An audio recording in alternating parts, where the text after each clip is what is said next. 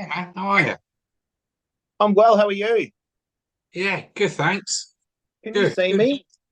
No, unless you're just a black screen with white words. Oh, here we go. Hang on.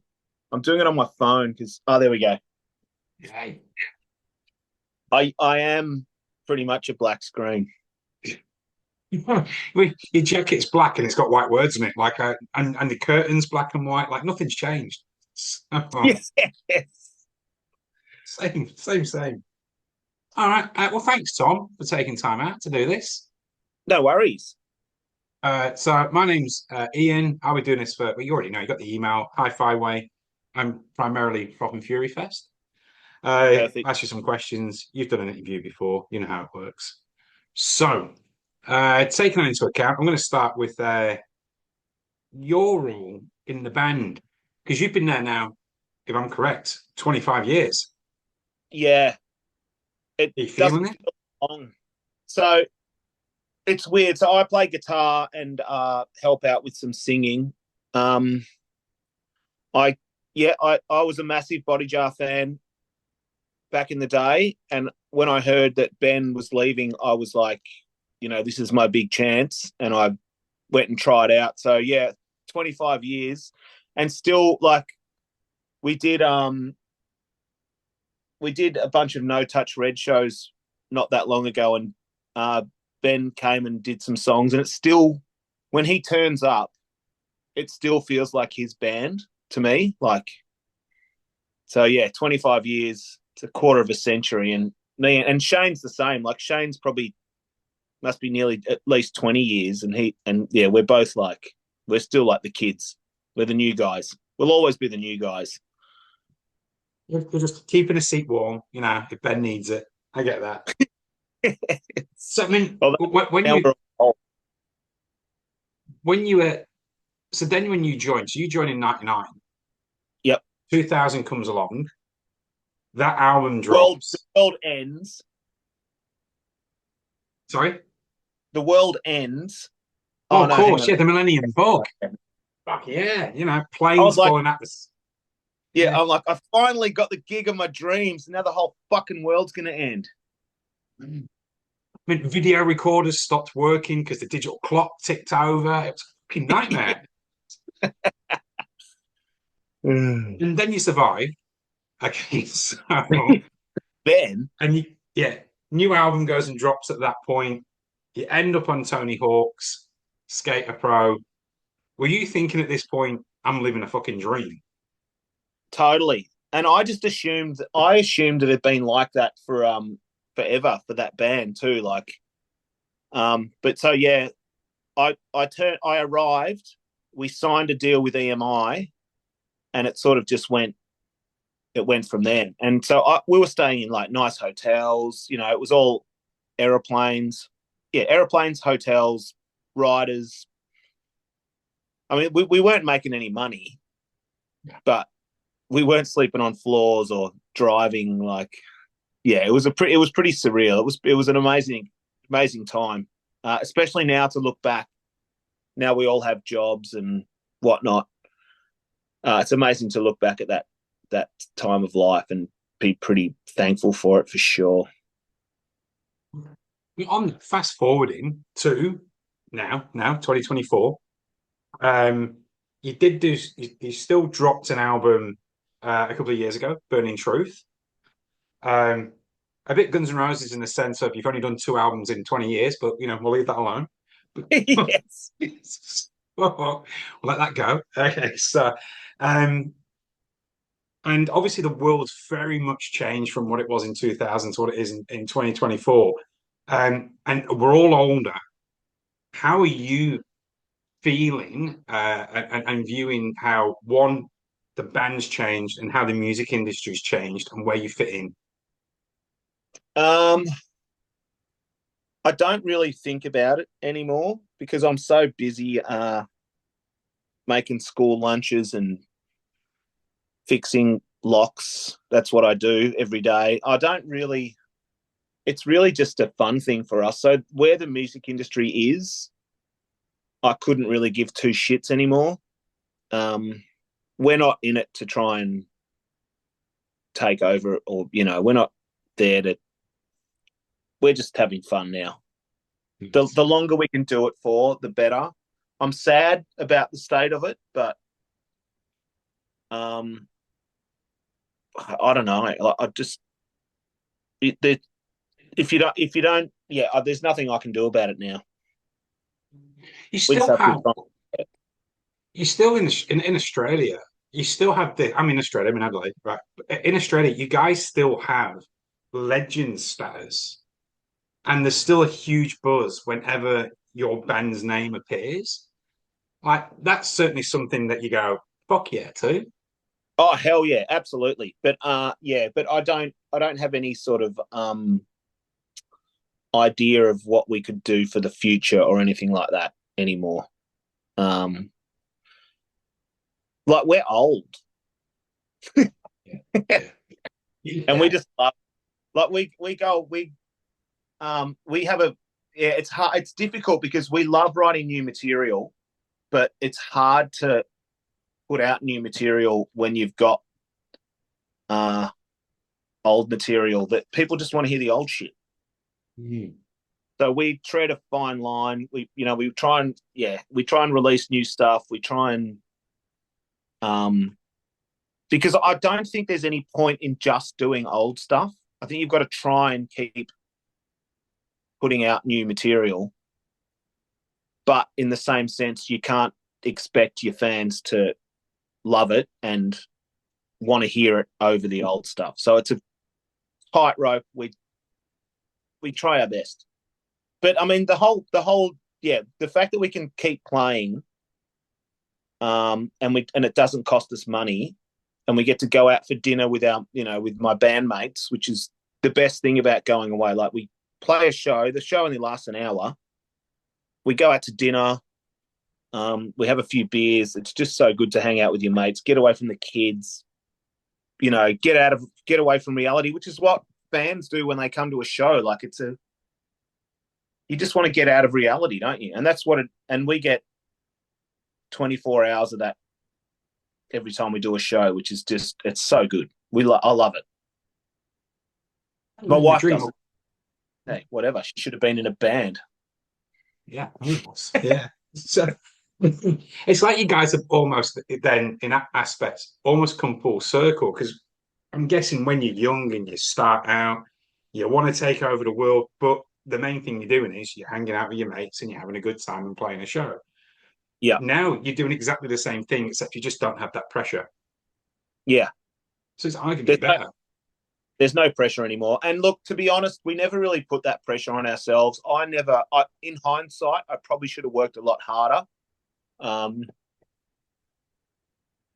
in 2000, you know, but it was such a good time. Like, what do you do? You're Yeah. young, stupid. Yeah, and look, you made all the right decisions because you end up in the spot you're meant to be in. So there's no concerns with that. And one of them spots, by the way, is you guys have your own gin. Oh, yes. Don't you? No, unfortunately not. This is the one I bought from the fucking server bottle. So what was I mean, I'm guessing there's some obviously monetary aspect in there, but what was the driver other than that to go and create your own Well, gin? no, it's not a money thing. I don't think we've seen a dollar from it. So this is the second batch we've done. Um, so I think we got in contact with the distillery. They probably contacted us, and we back and forth, because we're all sort of whiskey drinkers back then. Now I'm a vodka drinker, but we did have a song called Dry Gin, and Ross and I, the old drummer, would often have a gin, and he always had a saying. He would say, "Oh, Mang, my missus doesn't like it when I drink gin, but you know the old saying, who dares gins?" And I don't know. And then dry gin. So yeah, we made gin. It's a delicious crop too. But no, there's no. We don't make any money from it. I don't think they do either. It's more just a fun thing to do, and I'm sure they don't make any money off it. As in That's the your distiller. question to ask them. Yeah. Yeah, So, I wouldn't expect so. I think they make 100 bottles or something. yeah, so the novelty aspect. The Yeah. so obviously, it sounds really weird asking a question of a band that is so ingrained in Australian musical culture for the last quarter century. I couldn't help myself. Right, they're so ingrained. Um, It's but there may true. be people who will go to that show who haven't seen Bodyjar before. Okay, Oh, they may have oh heard yeah. your records, but may not have seen them. So, what could they expect from you and the boys? Um. Well, I mean, uh, back in the day, we would probably drink a lot more before a gig and sort of carry on like pork chops. We still carry on a bit, but we're pretty um focused on playing well nowadays. Well, I know I am. I almost treat every show as if it's the last. I don't drink before a gig pretty much anymore. Uh, but yeah, I mean, it's just we the set list is especially for a festival. We concentrate on no touch red, how it works, plastic skies. That makes up the bulk of the set list. Mhm. We try and just play the songs that we think people want to hear as energetically as we can for a pack of old farts. But we really have a fucking good time when we're doing it, which is I think the most important thing. And that's what you get from it. You Nice. see three old farts and a fresh bass player who yeah, we're just really thankful that we get the chance to do it, especially in Adelaide too, where we've had such a good time. People often forget about. I don't understand why bands don't go to Adelaide more. Like, why would you go to Brisbane when you could go to Adelaide? It I don't understand it. Like the numbers for us have always been so strong in Adelaide, and we always have a fucking awesome time. I don't. Yeah, to me, I'm it's with a you. rock and roll. Yeah, I'm with you on that. Like, I mean, as you can probably tell, I'm not from here originally, but Yeah, there are certain subgenres, if you could call it, which are Adelaide's a stronghold for. yeah, And the kind of the skate punk, we are a stronghold. I think we match with anywhere, maybe not in the numbers of Melbourne and Sydney, but certainly in the ferocity of the crowd that we do. yeah, And anytime I've ever been to any band of that ilk, it's always packed. yeah, And not only is it packed as well, which I also find surprising that venues are a bit funny about this, but they drink. The people who yeah. go to those shows, they like a beer. And that's so important. And that's something that we've got a new booking agent. And I said to them, I met up with them. I'm like, by the way, just let let the people know that we have a drinking crowd because it's so important. Like young bands pulling big crowds of kids and they just don't drink, which is fine. I don't, do what you want. That's fine. But yeah, we have a good drinking crowd, which the pubs need because that's where they make their money. Mm. And Yeah, that's an Adelaide plus. They turn up and they drink. What more do you need as a publican? especially in Australia. Like that's Yeah. all. That's what everybody around the world thinks is, you drink, so fucking drink, Yes, we've got a So, problem. We've got a problem here.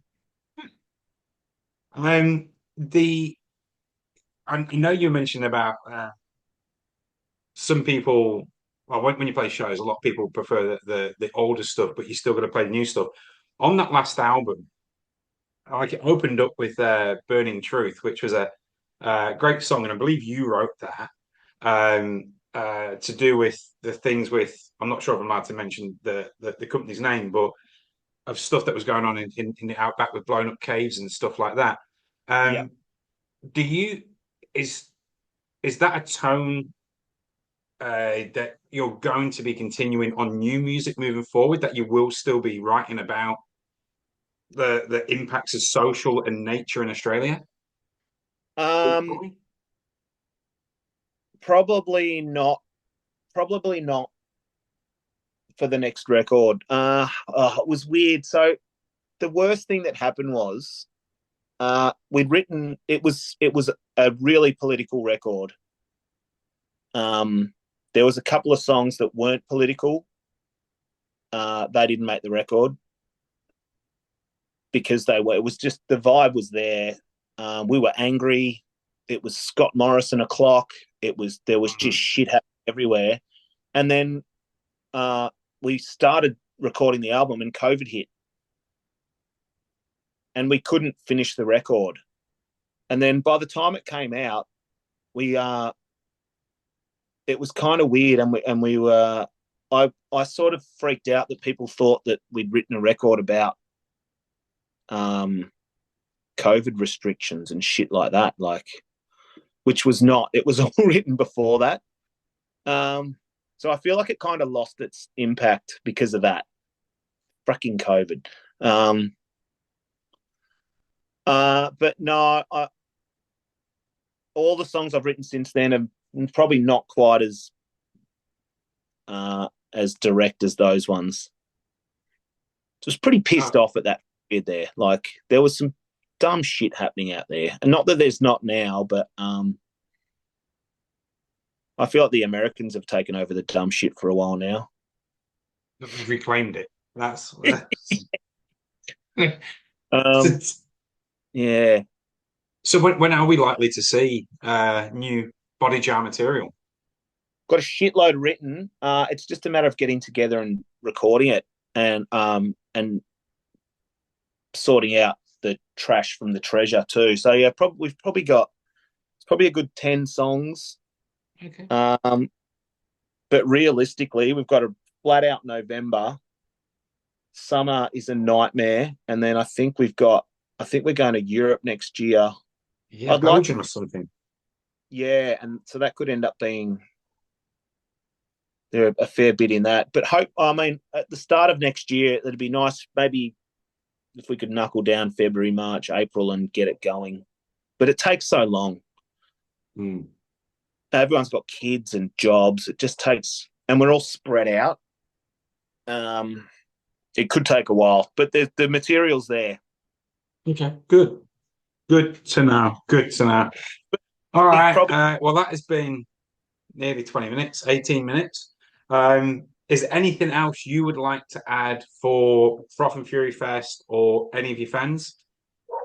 Super pumped. I can't wait to see Test Eagles. Can't wait to have a frothy. Can't wait to get back to Adelaide. Nice. Where's the location? So it's at Harts Mill in Port Adelaide. Oh, so it's in Port. Yeah, sweet. Yeah. Yeah, well, awesome. I can't wait. When was the last Can't time wait. you were in Port Adelaide? Yeah, ever, forever. Okay.